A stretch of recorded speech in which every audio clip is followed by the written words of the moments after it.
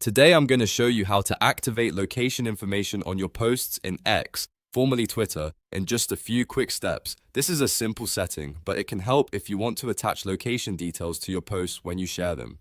If you find this tutorial helpful, make sure to hit the like button and subscribe for more easy software and social media guides. Let's get right into it. First, open X and look at the left navigation bar. If you don't see all the options right away, click More. This will open the full menu with additional settings. From there, click Settings and Privacy.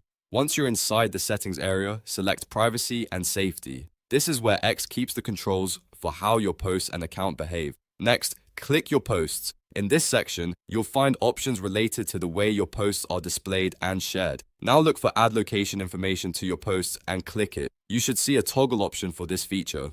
All you need to do now is turn on Add Location Information to your posts by switching the toggle on. Once it's enabled, your post can include location information according to your account and app settings. That's it, you're done. You've successfully activated location information for your posts on X. If this tutorial helped you out, please give it a like, subscribe to the channel, and turn on notifications so you don't miss the next quick guide. Thanks for watching, and I'll see you in the next video.